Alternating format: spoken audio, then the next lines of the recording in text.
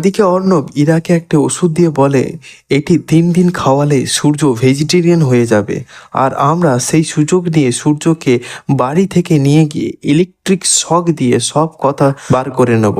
মতো ইরা যায় নার্সের কাছে সূর্যের ওষুধ খাওয়াতে। দীপা বুঝতে পারে যে ওষুধের মধ্যে কিছু মেশানো আছে। দীপা ইরাকে বলে প্রেসক্রিপশনের মধ্যে এই ওষুধ লেখা আছে? ইরা বলে হ্যাঁ। দীপা বলে ডোন্ট ওয়ারি, আমি খাইয়ে দেব, তুমি যাও। ইরা বলে তাহলে এখনই খাওয়ান। দীপা কিছুটা ইতস্তত বোধ করে।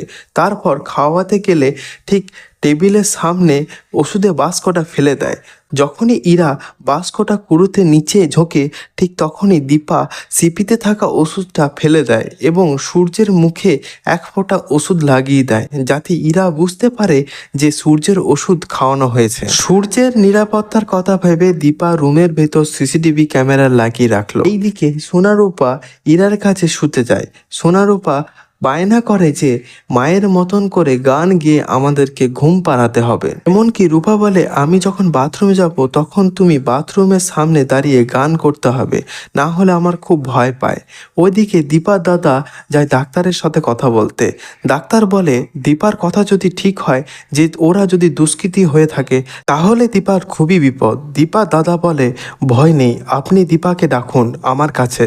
একটা ছুরি আছে যেটা দীপার খুবই কাজে লাগবে। পরের পর্বে দেখতে পাবেন যে অর্ণব চলে যায় দীপার পুরনো বাড়িতে দীপার খোঁজে। সন্দেহ করছিল নার্স সেজে যে সেনগুপ্ত বাড়িতে ঢুকে আছে সে দীপা, কিন্তু দীপার বৌদি বাড়িতে ঢুকতে দেয় না।